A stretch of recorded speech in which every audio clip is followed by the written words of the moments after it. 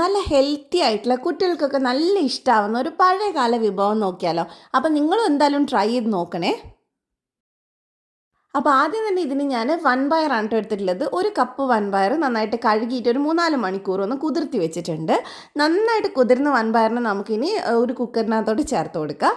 എന്നിട്ട് നമുക്കൊരു 2 കപ്പ് വെള്ളം ചേർത്ത് കൊടുക്കാം.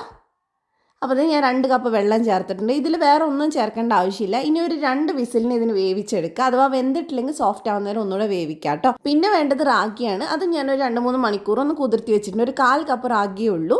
ഇനി നമുക്ക് റാഗി മിക്സിയുടെ ജാറിൽ ചേർത്തിട്ട് കുറച്ച് മാത്രം വെള്ളം ഒഴിച്ചിട്ട് നന്നായിട്ട് അരച്ച് അതിനെ മാറ്റി വെക്കാം.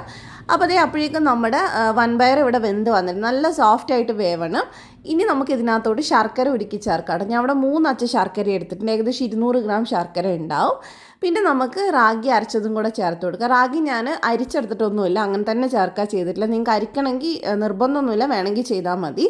പിന്നെ ഒരു നുള്ളു ഉപ്പ് ചേർത്തിട്ടുണ്ട്. ഇനി ഇതിന് നന്നായിട്ടൊന്ന് തിളപ്പിച്ചെടുക്കുക. തിളയ്ക്കുമ്പോൾ നമുക്കിത് കുറച്ചൊന്ന് കുറുകിയ പോലെ തോന്നാം. അപ്പോൾ ഇതിലേക്ക് ചൂടുവെള്ളം കുറച്ചുകൂടെ ചേർത്ത് കൊടുത്താൽ മതി കേട്ടോ. അപ്പോൾ നന്നായിട്ട് മിക്സ് ചെയ്തിട്ടുണ്ട്. ഇനി നമുക്കിതിന് നന്നായിട്ട് ഒരു 5-6 മിനിറ്റും കൂടെ ഒന്ന് വേവിച്ചെടുക്കുക.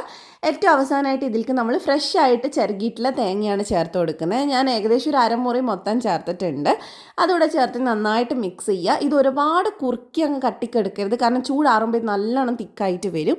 അപ്പോൾ അത് ഈ ഒരു കൺസിസ്റ്റൻസിയിൽ നമുക്ക് എടുക്കാനായിട്ട് നല്ലത്. ഏറ്റവും അവസാനം ഒരു 1/2 ടീസ്പൂണോളം ഏലക്കാപ്പൊടിയും കൂടെ ചേർത്തിട്ട് മിക്സ് ചെയ്തിട്ട് നമുക്കിത് ചൂടോടെ തന്നെ കുടിക്കാം കേട്ടോ.